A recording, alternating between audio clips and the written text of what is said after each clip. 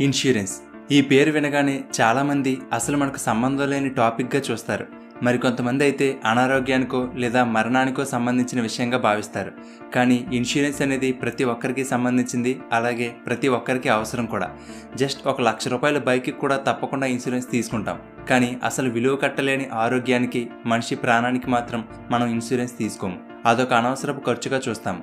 కానీ ఇన్సూరెన్స్ గురించి పూర్తిగా తెలిస్తే మాత్రం మన అభిప్రాయాన్ని మార్చుకుంటాం. కాబట్టి ఈ వీడియోలో ఇన్సూరెన్స్ అంటే ఏమిటి, ఇన్సూరెన్స్ ఎన్ని రకాలు, అన్నిటికన్నా ముఖ్యమైన టర్మ్ ఇన్సూరెన్స్ అంటే ఏమిటి, టర్మ్ ఇన్సూరెన్స్ వల్ల బెనిఫిట్స్ ఏంటి, ఇలా ఇన్సూరెన్స్ గురించి పూర్తిగా ఈ వీడియోలో తెలుసుకుందాం. కాబట్టి ఈ వీడియోని పూర్తిగా చూడండి.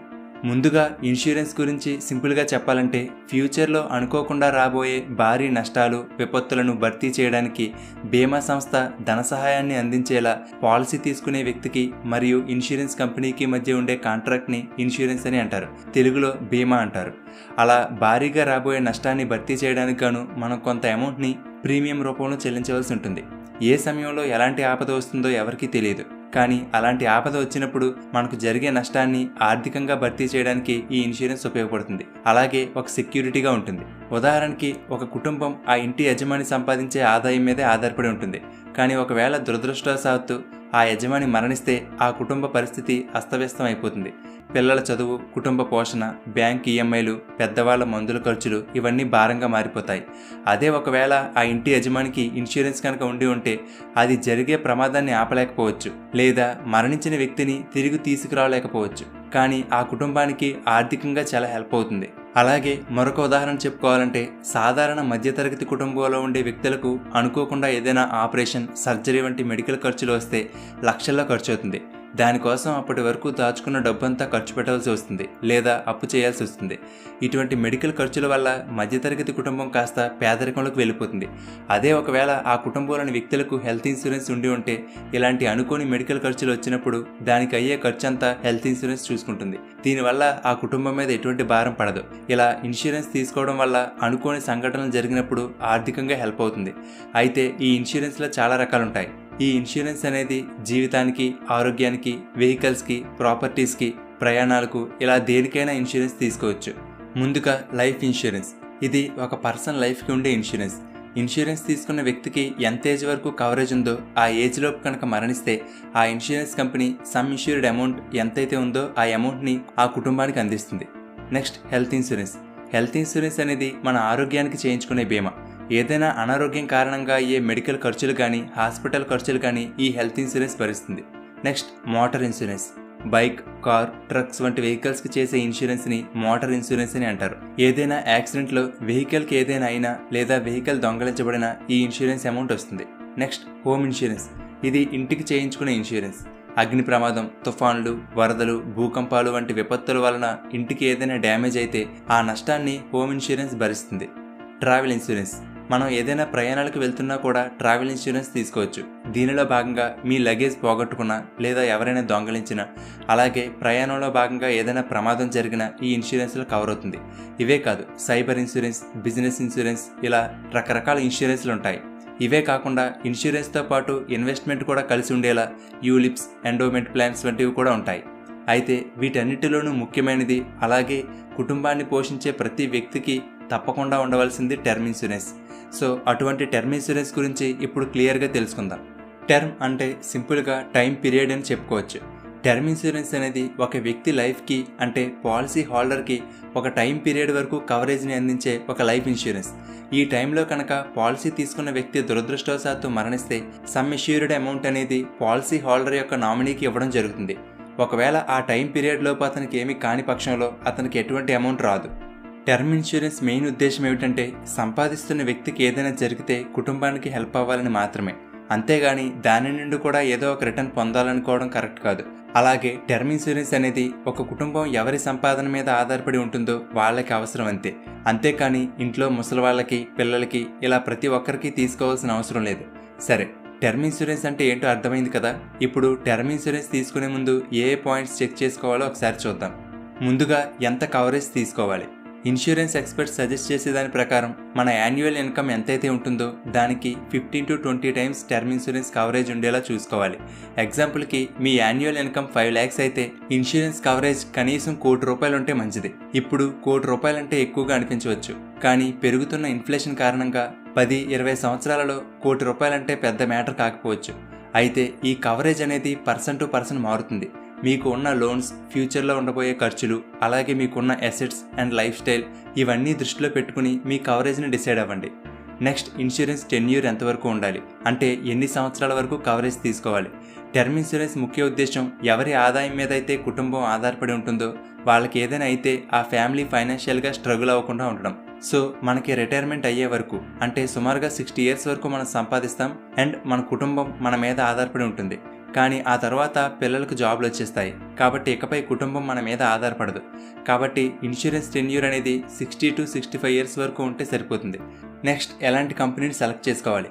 ఇన్సూరెన్స్ విషయంలో ఒక కంపెనీని సెలెక్ట్ చేసుకునే ముందు ఖచ్చితంగా చెక్ చేయవలసింది క్లెయిమ్ సెటిల్మెంట్ రేషియో, అంటే ఎంతమంది క్లెయిమ్కి అప్లై చేసుకుంటే ఎంతమందికి సెటిల్ చేశారు అని. ఎగ్జాంపుల్కి క్లెయిమ్ సెటిల్మెంట్ రేషియో 98% అంటే 100 మంది క్లెయిమ్స్ కోసం అప్లై చేసుకుంటే 98 మందికి కంపెనీ క్లెయిమ్ సెటిల్ చేసిందని అర్థం.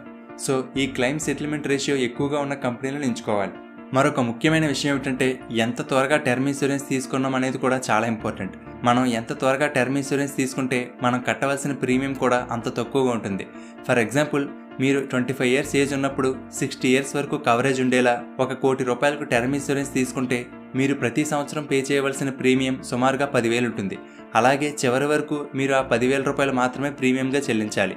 అదే ఒకవేళ మీరు 35 years ఏజ్ వరకు వెయిట్ చేసి అప్పుడు అదే కవరేజ్ ఉండేలా ₹1,00,00,000 టర్మ్ ఇన్సూరెన్స్ తీసుకుంటే అప్పుడు ప్రీమియం సుమారుగా 15,000 అవుతుంది. సో చివరి వరకు ఇదే ప్రీమియం ఉంటుంది. కాబట్టి ఇన్సూరెన్స్ అనేది ఎంత త్వరగా తీసుకుంటే అంత మంచిది. కాబట్టి ఇన్సూరెన్స్ తీసుకునే ముందు ఈ పాయింట్స్ అన్ని చెక్ చేసుకోవాలి. అలాగే ఇన్సూరెన్స్ తీసుకుంటే సెక్యూరిటీతో పాటు ట్యాక్స్ బెనిఫిట్ కూడా ఉంటుంది. సెక్షన్ 80C క్రింద ట్యాక్స్ రిడక్షన్ ద్వారా ₹1,50,000 వరకు ట్యాక్స్ బెనిఫిట్స్ కూడా పొందవచ్చు.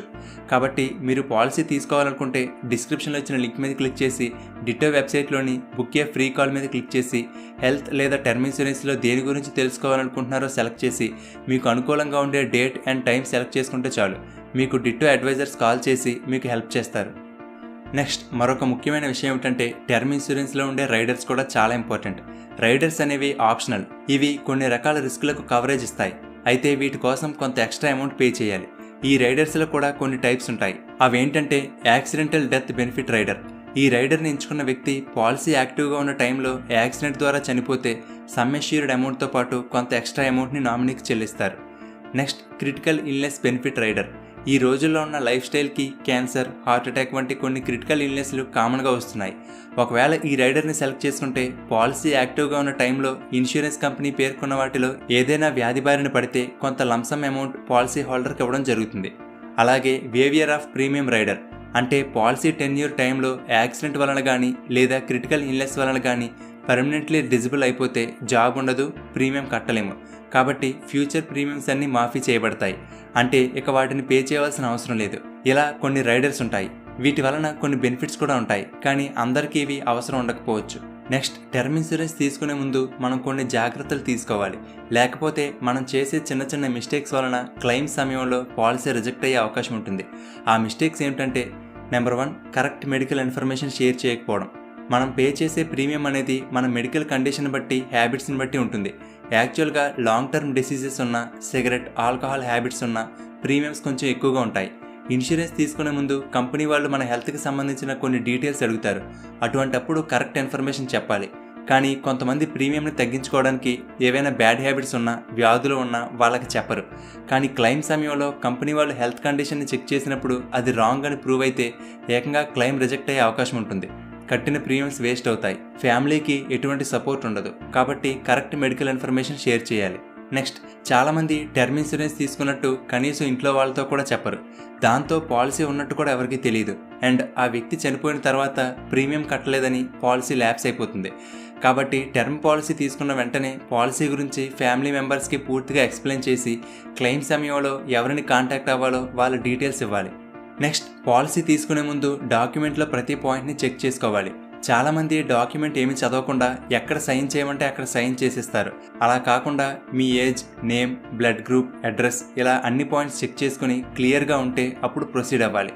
అలాగే పాలసీ తీసుకున్న తర్వాత కూడా పాలసీ డాక్యుమెంట్ని చెక్ చేసుకోవాలి. ఒకవేళ ఏమైనా మిస్టేక్స్ ఉంటే కస్టమర్ కేర్ని కాంటాక్ట్ అయ్యి కరెక్ట్ చేసుకోవాలి. చివరగా టర్మ్ ఇన్సూరెన్స్ అనేది కుటుంబాన్ని పోషించే వ్యక్తికి ఏదైనా జరిగితే ఆ కుటుంబానికి ఫైనాన్షియల్గా హెల్ప్ అవడం కోసమే తప్ప ఆ పాలసీ నుండి కూడా రిటర్న్స్ పొందుదామని చూడకూడదు. కాబట్టి మీరు ఇన్సూరెన్స్ తీసుకునే ముందు మీ ఇన్సూరెన్స్ అడ్వైజర్ సలహా తీసుకోండి. లేదా డిస్క్రిప్షన్లో ఇచ్చిన లింక్ మీద క్లిక్ చేసి డిటో వెబ్సైట్లోని బుక్ ఏ ఫ్రీ కాల్ మీద క్లిక్ చేస్తే డిటో అడ్వైజర్స్ కాల్ చేసి మీకు హెల్ప్ చేస్తారు. సో ఇది ఫ్రెండ్స్, టర్మ్ ఇన్సూరెన్స్ గురించి మీకు పూర్తిగా అర్థమైంది అనుకుంటున్నాను. ఒకవేళ మీకు ఇంకా ఏమైనా డౌట్స్ ఉంటే కామెంట్ సెక్షన్లో అడగండి. ఈ వీడియో మీకు నచ్చితే లైక్ చేయండి, అలాగే మీ ఫ్రెండ్స్ అందరికీ షేర్ చేయండి. ఇలాంటి మరిన్ని ఇంట్రెస్టింగ్ వీడియోలను మిస్ కాకుండా చూడడానికి తెలుగుబడి ఛానల్కి సబ్స్క్రైబ్ చేసుకుని పక్కనే ఉన్న బెల్ బటన్ని యాక్టివేట్ చేసుకోండి. అలాగే తెలుగుబడి నుండి ఎప్పటికప్పుడు అప్డేట్స్ని పొందడానికి ఫేస్బుక్, ఇన్స్టాగ్రామ్, టెలిగ్రామ్, ట్విట్టర్లలో తెలుగుబడిని ఫాలో అవ్వండి. Thank you for watching.